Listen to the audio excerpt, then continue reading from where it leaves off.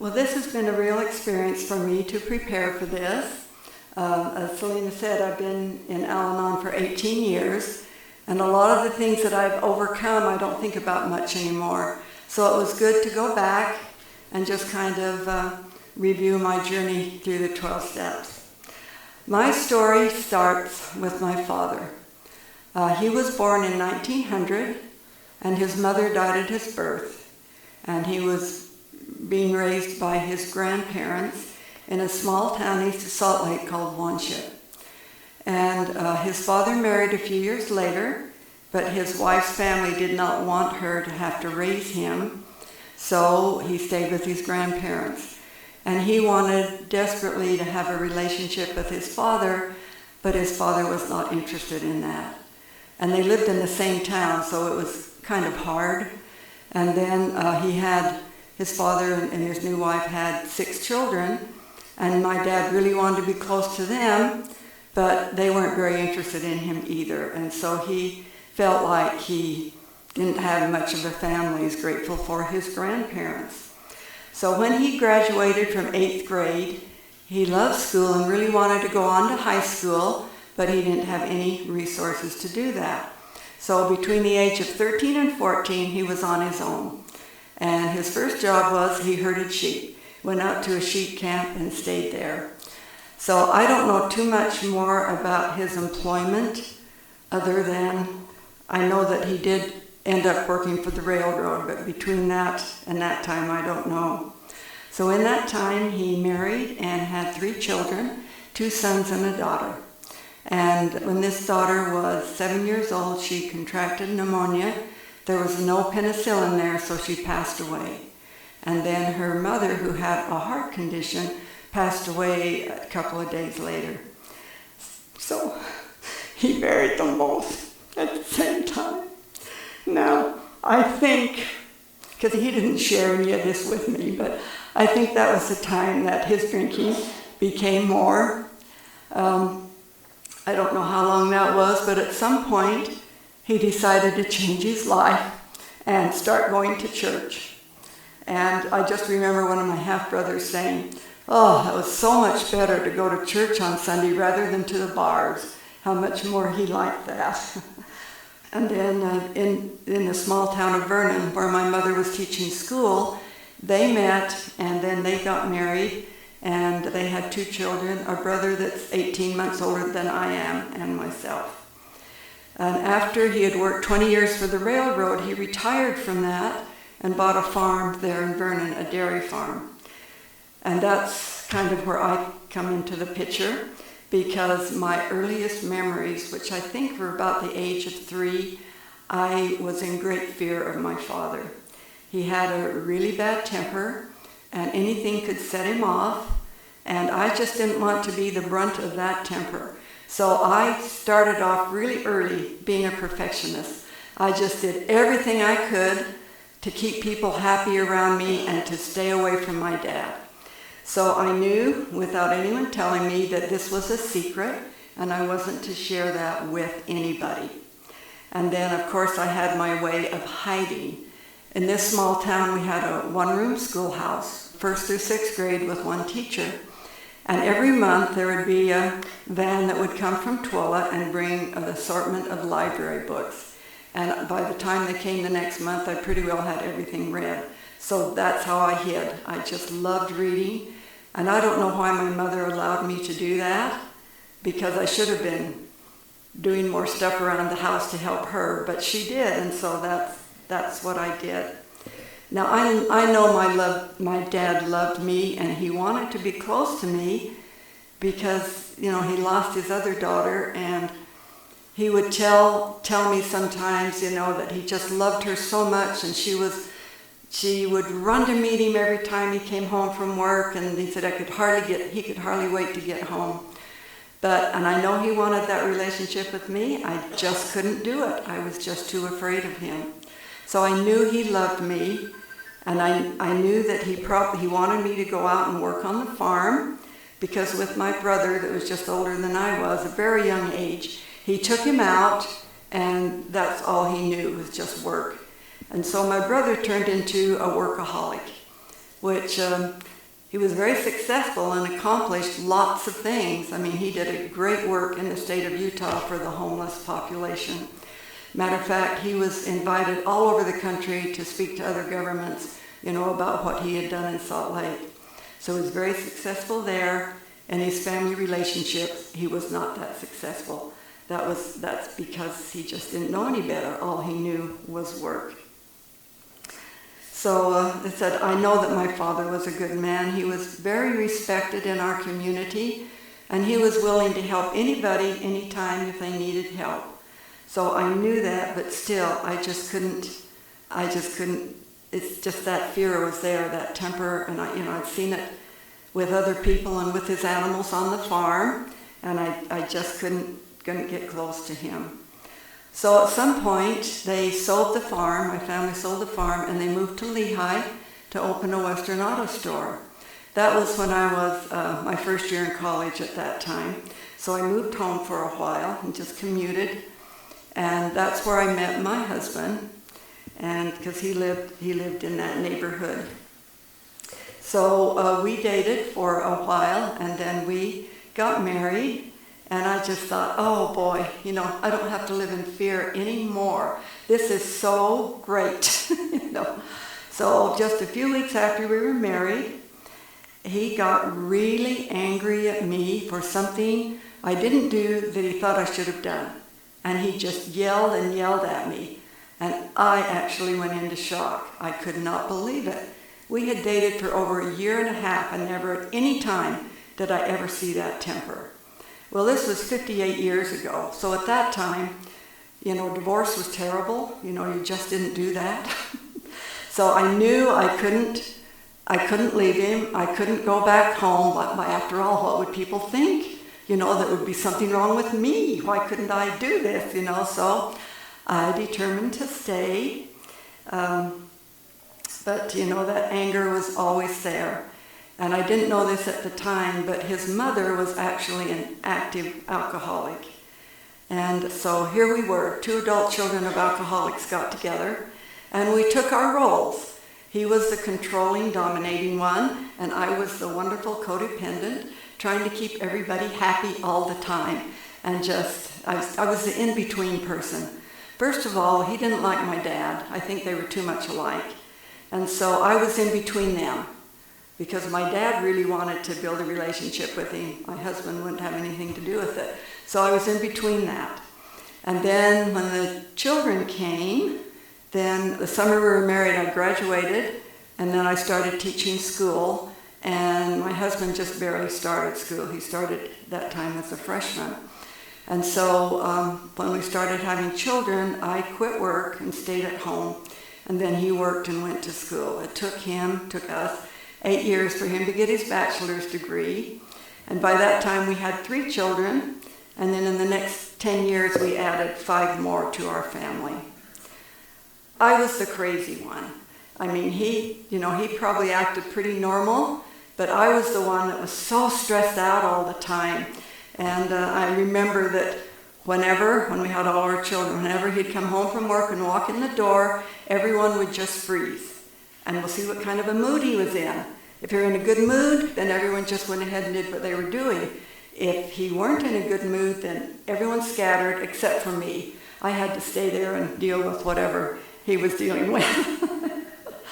And all through this time, I really felt like a failure, that I wasn't good enough, that there was something wrong with me. Why couldn't I do things better? I was very, very critical and condemning of myself, which I think is pretty typical of a codependent. Okay. And then my concept of God, God is my higher power, that's what I call him. And I always believed in him.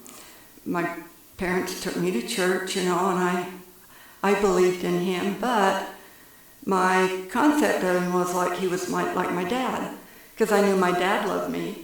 But then he had this other side of him where he was so angry and upset. And so I thought, well, as long as I'm doing everything perfectly, then God will love me more and he'll be okay. If I make mistakes, then I thought, oh, he's going to condemn me, he's going to criticize me. I remember a time, I don't even know what I did. Well, I'm sure it wasn't too serious, But I just thought, oh, God just must hate me. Look at what I've done. It's just awful. And I just thought, looking back on that now, what a terrible concept that was. So anyway, my life went on, and I went back to teaching school when our older children were older. And then at this time, God stepped in and decided that he was going to guide me to a different way of life, very gently and very slowly. There was a lady that moved into our neighborhood, and she was disabled. She lived close to me, and I had a lot of compassion for her, and I wanted to help her. She was very hard to get acquainted with because she had been betrayed so many times, she didn't trust anybody.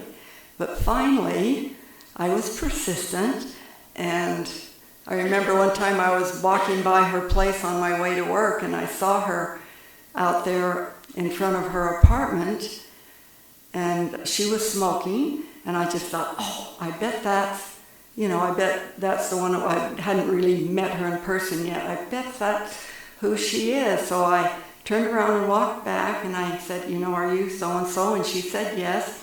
And when I walked by, she had lit up her cigarette. When I turned around, she put it out, and I thought, well, that's interesting. She just lit it up. Why did she put it out? But I just talked to her for a few minutes, and then I went on my way. And then I think I called her, maybe a few days later, and she let me come. And she told me that was a turning point. She said, if I had felt any judgment from you, you would have never gotten in my place. And I didn't even think of judging her. I didn't even know anything about her. So anyway, because of that, she let me in, and we became really good friends. And she had post-polio syndrome, which has lots and lots of health problems with it. And so I was able to help her with her physical needs. And she was a really good friend to me. She was someone I could really talk to about what was happening in my life because I trusted her. So that really helped me. It was interesting, though, whenever she had to go to the hospital, it seemed like it always happened on a weekend so that I could take her, stay with her, and then bring her home before I had to go to work on Monday. And I remember one time, it was Sunday night, and I was going to go home because sometimes, I need to go to work tomorrow, I better go home. I started out the door, and she said, don't leave, don't leave. She said, I don't know why, but you just can't leave. So I just said, okay. So I stayed, through the night, and the next morning I said, well, I've got to go to work. And she just said, don't worry about it. You'll be just fine through the day. You'll have all the energy you need. And I did, so for some reason, I needed to be there. Well, at one time, she said very sweetly to me, have you ever considered going to a 12-step meeting? And I looked at her. I was insulted. I said, why would I ever do that? I have no alcoholism in my family. Why? And she just smiled at me and didn't say anything else. So the years went by, and unbeknownst to me, she started teaching me the principles in the 12 steps. I just thought, wow, she is so wise. How does she know all these things? I just thought, wow, so I just didn't understand it. And then, one other thing I wanted to mention is, she would keep telling me that she loved me. And I felt pretty unlovable at that time. And so one time I asked her and I said, why? Why do you think you love me? Or why do you love me? And she just said, God put that love in me for you.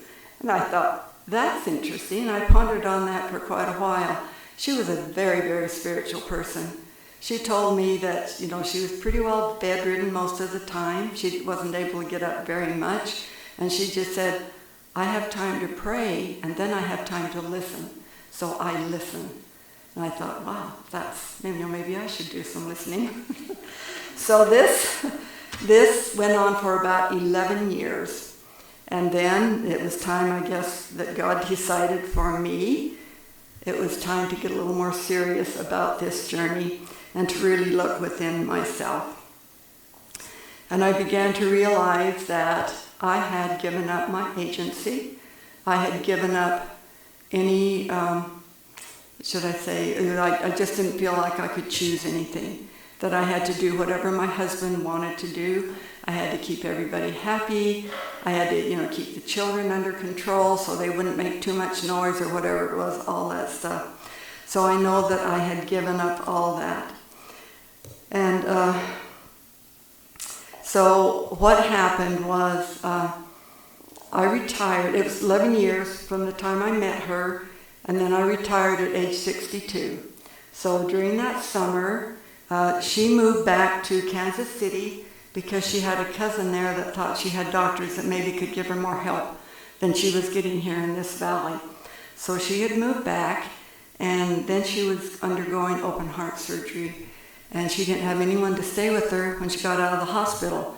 So I told her I would go be with her, and my husband was not pleased with this at all. He did not want me to go. And so I was just kind of waffling. And finally one day on the phone she said, "Bonnie, don't come. I know it would take a miracle to get you out of that valley. You don't need to come." And I thought, I can too go. There's no reason for me not to go. We only had I think 2 children still left at home, and they were older, and the rest of the children were out on their own. And so I got my daughter that was living with us, and I said, "Show me how to book a flight. I'm going." And so she did. And so I left. And so he said, when I left, he said, "Well, how long are you going to be gone?" And I said, 2 weeks. I should be back in 2 weeks. And so I went, and then that's when many different things happened, and it was 2 months before I went back. And it was at that time that this dear friend of mine helped me to see what my life had been like, what I was living with, and that there was a way to live better. And so while I was back there, I did lots of step work, lots and lots of writing. And it's interesting, through that whole thing, she always gave me my choice. She just said, "Do you want to stay? Do you want to stay longer? Do you want to continue with this?" And at that point, I was seeing some hope. And so I just said, yes, I do. And so I had to do some finagling, and my husband was not happy at all that I didn't come home. He was very upset at me, but I don't know what happened. This one day we talked, and he was really upset.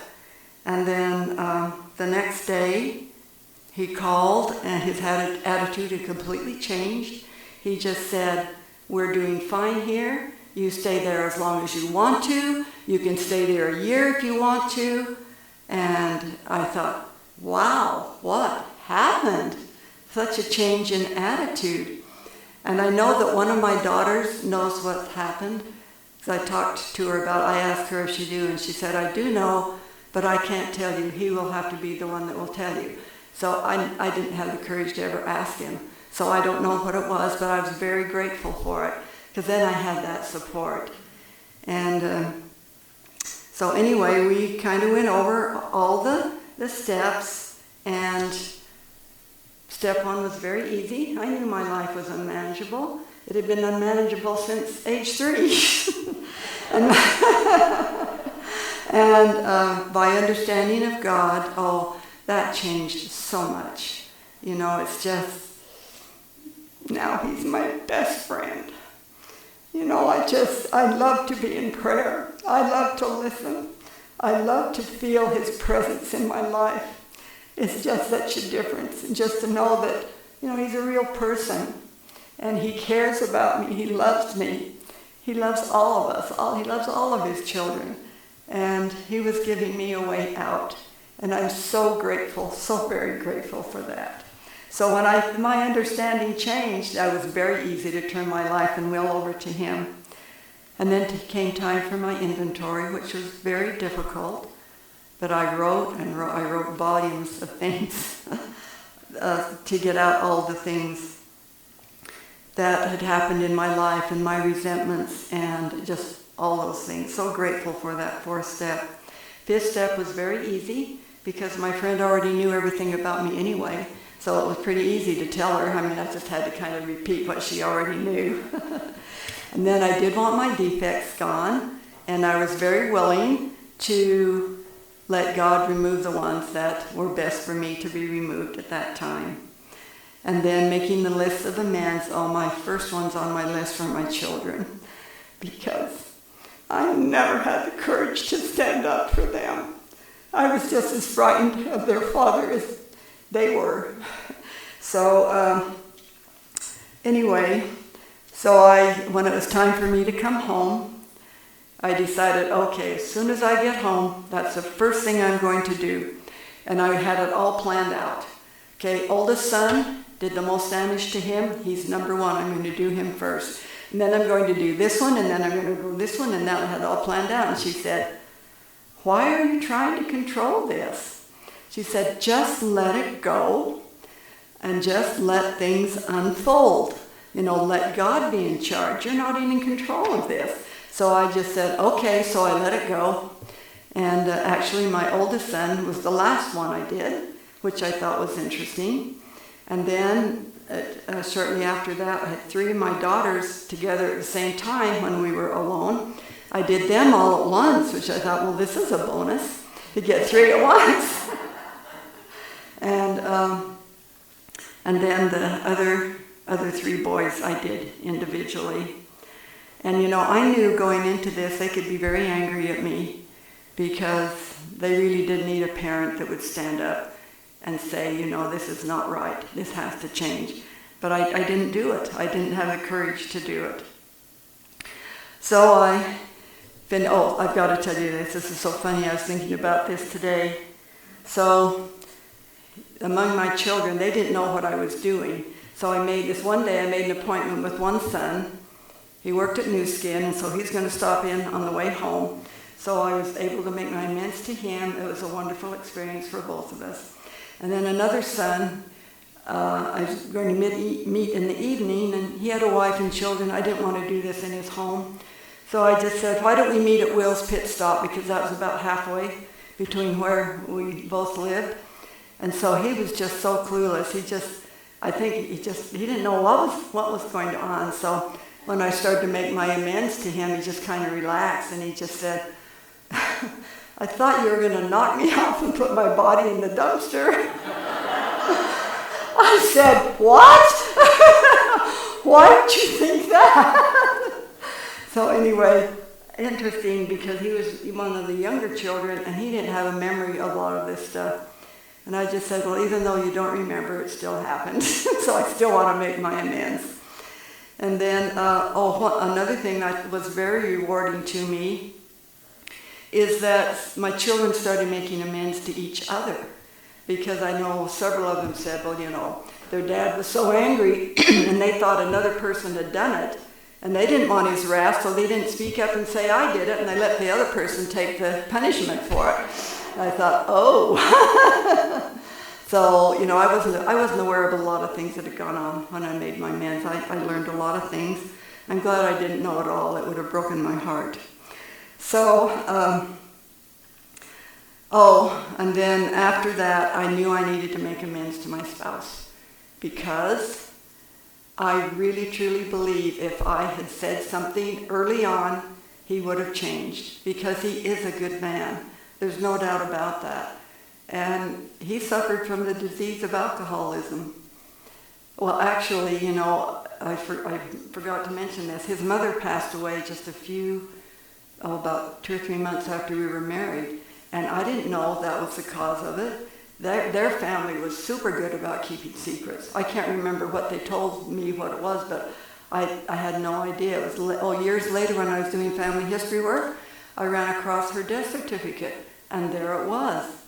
And I was very, very surprised. And then things started making a lot more sense, because at that time, I knew that he lived with it. So anyway, I knew I needed to make amends to him. And I was terrified to do that. I didn't know what his reaction would be. I didn't know whether he'd be angry. I still didn't have trust in what he would do or say. So finally I got so tired of worrying about it. I just said, okay, Heavenly Father, I'm tired of worrying about this. I'm going to turn it over to you, and then you let me know when it's time, and I'll do it. That was one evening, and it was just taken from me. I thought, oh, this is lovely. 30 minutes later, the feeling came, and I thought, oh, no, not tonight. No, I can't do it. No, I can't do it. Then I thought, oh, I said I would do it, so just go do it. So I asked him to come in the living room, and we sat down. So I proceeded to tell him what I needed to tell him. I wanted to make amends because of what I had not done. And he didn't say anything then. He waited till I was completely finished. And then I thought, okay, I've had my say. Now I'll be quiet, and you can say anything to me you want to. And I didn't know what he would say, and he just said, I have nothing to say. They did say, oh, do you feel better now? And he got up and left the room. And I thought, oh. And then I thought, yes, I do feel better. I feel great. I feel like I could fly. And then I thought, I not only did this for me, I did it for my mother, and I did it for his mother. And however far back this disease goes. And it just made me feel so good that, at least the three of us were free from the bondage of living with a controlling man. So I was so grateful for that. And I will have to say that when I came back after those 2 months, my husband never treated me better. He has been, I think he realized, that I could be gone. That, there was nothing making me to come back. And so he's a very good man. And as the years have gone on, in these years in this program, he's become even better, more accepting than ever. And we have a really sweet relationship now. And I am so grateful I stayed with him, because had it been in this day and age, I may not have, but because it was clear back there in 1965. Yes, so I am very grateful for that.